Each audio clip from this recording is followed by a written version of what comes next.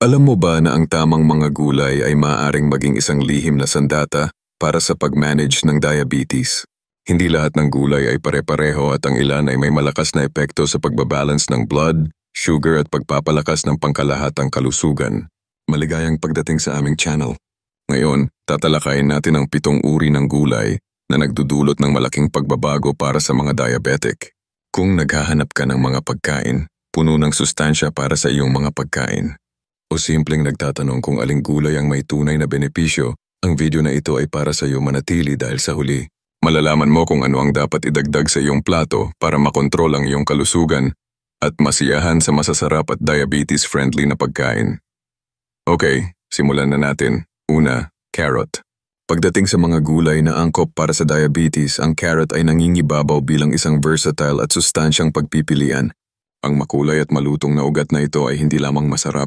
Punong-puno rin ito ng benepisyo sa kalusugan na ginagawa itong magandang pagpipilian para sa pag-manage ng blood sugar levels at pagpapalakas ng pangkalahatang kalusugan. Ang isa sa mga pangunahing benepisyo ng carrot ay ang mataas nitong fiber content. Ang fiber ay hindi lamang nagpapanatili sa iyong pakiramdam na busog ng mas matagal, kundi may mahalagang papel din sa pagpapatag ng blood sugar levels. Hindi tulad ng mga high-carb na merienda na nagdudulot ng biglaang pagtaas ng asukal, ang karota ay nagbibigay ng steady na enerhiya na ginagawa itong mainam na option para sa sinuang gustong mapanatili ang balanseng glucose levels sa buong araw.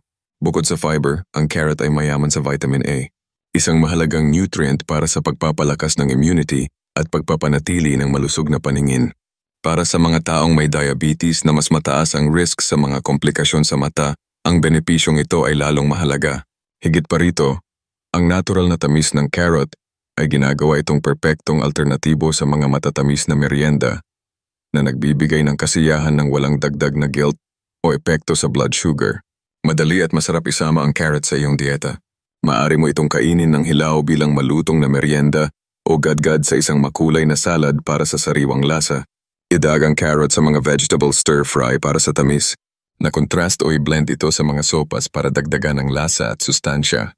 Isa sa mga pinakasimpleng paraan para masiyahan sa carrot ay ang paggawa ng fresh law kasama ng repolyo at mga halaman na nagbibigay ng magaan at refreshing na putahe na puno ng texture at lasa. Gayunpaman, mahalagang tandaan na bagam, teka kita-kitang carrot juice. Ang proseso ng pag-juice ay nag-aalis ng karamihan sa fiber na nagbibigay ng benepisyo sa carrot. Sa halip na juice, mas mainam na kainin ang buo o bahagyang lutong carrot para makuha ang pinakamataas na benepisyo nito. Para sa balancing diabetes-friendly na pagkain, ipares ang carrot sa mga pagkaing mayaman sa tulad ng inihaw na manok, tofu o isang dakok ng mani. Ang kombinasyong ito ay hindi lamang nagpapasarap sa pagkain kundi tinitiyak din na nakukuha ng iyong katawan ang tamang sustansya para sa stable na blood sugar levels. Sa pamagitan ng upalalagatid ang carrot sa iyong mga pagkain, hindi mo lamang dinadagdagan ang kulay sa iyong plato, gumagawa ka rin ng matalinong pagpipilian para sa iyong kalusugan. Puno ng fiber, bitamina at natural na tamis. Ang carrot ay patunay na ang pagiging matalino sa pagkain ay maaari ring maging masarap. Bilang 2, repolyo. Ang repolyo ay maaaring hindi pinakamatingkad na gulay, pero ito ay puno ng sustansya at isang mahusay na kaalyado para sa mga may diabetes. Sagana sa vitamina C, pinapalakas ng repolyo ang iyong immune system at sumusuporta sa kalusugan ng puso. 2 mahalagang aspeto para sa mga diabetic. Higit pa rito, ang mataas nitong fiber content ay tumutulong sa pag-regulate ng blood, sugar sa pamamagitan ng pagbagal ng pagtunaw. Tinitiyak nito ang steady na paglabas ng enerhiya na nagbabawas sa panganib ng biglaang pagtaas o pagbaba ng glucose levels. Ang isa sa pinakamagandang katangian ng repolyo ay ang versatility nito sa kusina. Maari itong gisahin kasama ng lean proteins, ilaga bilang simpleng seed dish o gawing masustansyang cabbage soup. Ang isang paborito ng marami ay ang chicken cabbage law, isang malutong at masarap na putahe na puno rin ng sustansya. Para masulit ang benepisyo ng repolyo, piliin ang mga paraan ng pagluluto na nagpapanatili ng nutrients nito. Ang pag-steam o paglalaga ay nakakatulong para mapanatiling mababa ang calories habang nai-preserve ang nutrients.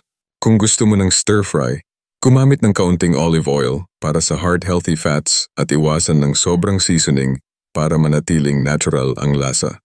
Pwede rin itong gawing salad kasama ng herbs, carrots at light vinegar para sa mas refreshing na option.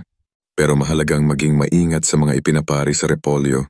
Iwasan ang mga high-carb side dishes gaya ng puting kanin o matatabang sarsa dahil maaari nitong bawasan ang blood sugar benefits nito.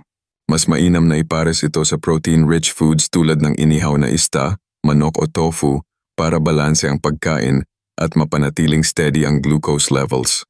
Ang pagdaragdag ng repolyo sa iyong diet ay hindi lamang matalinong pagpili. Ito ay hakbang patungo sa mas malusog na pamumuhay. Ang kakayahan nitong magbigay ng sustansya, proteksyon at kasiyahan ay nagpapahalaga dito bilang bahagi ng diabetes-friendly meal plan. Kaya sa susunod na pamimili, huwag balwalain ang simpleng gulay na ito. Ang repolyo ay maaaring simple pero malakas itong kaalyado sa iyong journey tungo sa mas magandang kalusugan. Kung nanonood ka pa rin ng video na ito at nakakatulong sa ang mga impormasyong ito, mangyaring mag-comment ng numero 2 sa ibaba para malaman ko na nandito ka. At kung hindi ka pa nakasubscribe, inire-recommend akong mag-subscribe ka at yun ang bell notification para hindi mo makaligtaan ang anumang video. Ang iyong suporta ay tumutulong sa amin na patuloy na makagawa ng magandang content para sa iyo. Ngayon magpatuloy tayo pilang 3, kamatis. Ang kamatis ay hindi lang pangkaraniwang sangkap sa kusina. Isa itong diabetes-friendly superfood na puno ng health benefits. Sagana sa lycopene, isang malakas na antioxidant, ang kamatis ay nakakatulong sa pagbawas ng panganib sa sakit sa puso. Isang karaniwang concern ng mga diabetic, ang lycopene ay nakakatulong din sa pag-stabilize ng blood sugar levels. Kaya mainam ang kamatis para sa overall health, mababa sa calories at carbohydrates. Perpekto ito para mapanatiling steady ang blood sugar nang walang bigla ang pagtaas. Puno rin ito ng essential nutrients tulad ng vitamina A, C, at kasama ang potassium na sumusuporta sa puso at muscle function. Sa pag-include ng kamatis sa iyong diet, makakabawas ka ng inflammation, mapapalakas ang immune system, at mababawasan ang panganib ng ilang uri ng cancer. Ang isa sa pinakamagandang advantage ng kamatis ay ang versatility nito. Pwedeng kainin itong hilaw sa salad or i-blend para sa creamy at comforting na sopas.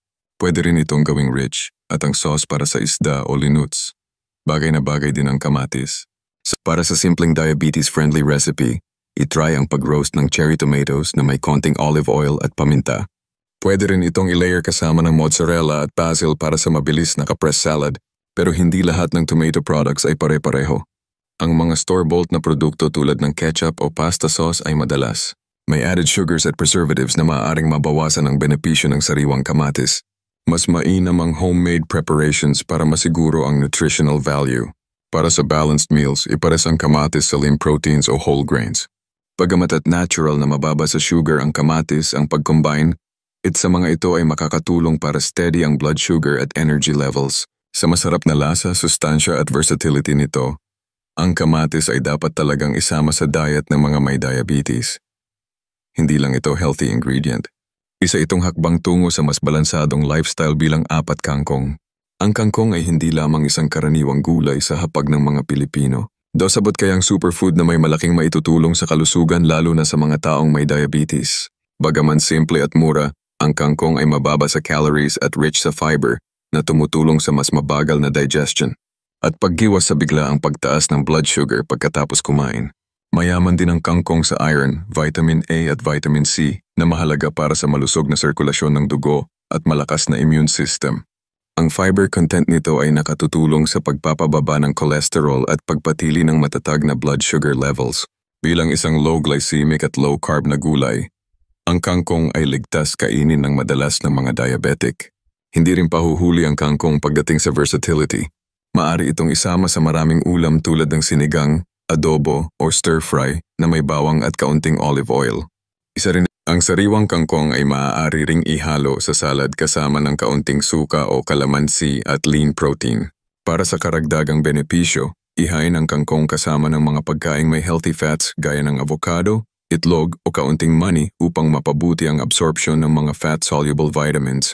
Ang pagdagdag ng kaunting lemon juice ay nakatutulong din sa iron absorption ng katawan. Ang kangkong ay patunay na hindi kailangang mahalang pagkain para ito ang the 39 maging masustansya. Sa tamang preparasyon, maaari itong maging isang mahalagang bahagi ng diabetes-friendly diet. Masarap, madaling hanapin at puno ng nutrisyon. Isang simpleng hakbang ngunit may malalim na epekto sa kalusugan ng bawat Pilipino, lalo na sa mga nagnanais ng balansing at mas masiglang pamumuhay. Kung nanonood ka pa rin ng video na ito at nakakatulong sa'yo ang mga impormasyong ito, mangyaring mag-comment ng numero 4 sa ibaba para malaman ko na nandito ka. At kung hindi ka pa nakasubscribe, ini-recommend akong mag-subscribe ka at i-on ang bell notification para hindi mo makaligtaan ang anumang video. Ang iyong suporta ay tumutulong sa amin na patuloy na makagawa ng magandang content para sa iyo. Ngayon magpatuloy tayo bilang 5 broccoli. Ang broccoli ay hindi lang isang masarap na gulay. Isa itong nutritional powerhouse na idinisenyo para sa mga nagmamanage ng diabetes. Puno ng fiber, ang broccoli ay nakakatulong upang mabusog ka ng mas matagal na nagpapadali sa pagkontrol ng portion, sizes at pagpanatili ng healthy weight. Ngunit ang tunay na nagpapatingkad sa broccoli ay ang kanyang papel sa pagpapatatag ng blood sugar levels. Ang fiber nito ay kumikilos bilang prebiotic na nagpapakain sa mga beneficial bacteria sa iyong bituka. Ito nagpapaabot sa digestion at nagpapalakas ng kakayahan ng katawan na i-metabolize ang glucose at cholesterol na nag-aambag sa overall metabolic health. Ngunit hindi lang yon, ang broccoli ay puno rin ng antioxidants lalo na ang sulforaphane, isang compound na kilala sa pagbabawas ng oxidative stress at inflammation. Dalawang mahalagang salik sa diabetes management.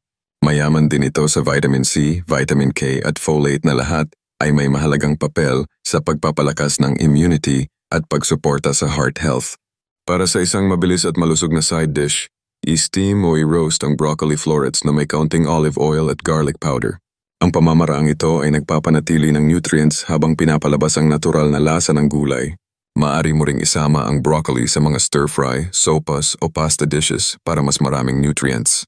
Gusto ng mas magaan idagang hilaw na broccoli sa isang salad na may maasim na vinegar para sa isang satisfying crunch. Maganda rin ang pagkapares ng broccoli sa mga protein kaya ito ay perpektong side dish para sa grilled chicken, baked fish o tofu. Dahil madali itong sumipsip ng lasa, bagay ito sa halos anumang ulam. Para sa isang creative twist, subukang gumawa ng creamy broccoli soup gamit ang low-fat milk or almond milk. Komportable ito, nakakabusog at diabetic-friendly. Para sa mas maraming benepisyo, isaalang-alang ang pagdaragdag ng iba pang cruciferous vegetables tulad ng kale, cauliflower at cabbage sa iyong diet. Yang mga gulay na ito may katulad na glucose-regulating properties. At ang paghahalo ng mga ito sa iyong pagkain ay nagdadagdag ng variety habang patuloy na nagbibigay ng sustansya. Ang broccoli ay higit pa sa pagkain. Isa itong estratehikong pagpipilian para sa mas mabuting kalusugan, ang kanyang mataas na fiber content, antioxidant properties at culinary.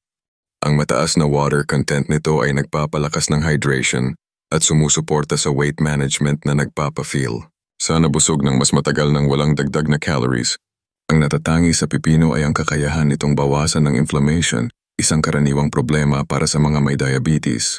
Sagana sa antioxidants, naglalaman ito ng flavonoids at tannins na nagbabawas ng oxidative stress na tumutulong sa pag-manage ng diabetes at pag-iwas sa mga komplikasyon. Puno ng mahahalagang nutrients tulad ng vitamin K, potassium at magnesium. Sumusuporta rin ng pipino sa heart health, muscle function at bone strength. Napakababa rin ng calories nito kaya ito ay isang ideal na snack para sa weight control ng hindi isinakripisyo ang nutrisyon. Madali at versatile ang pag-incorporate ng pipino sa iyong mga pagkain. Nagdadagdag ito ng refreshing crunch sa mga salad o maaari mo itong kainin bilang snack kasama ng hummus o guacamole.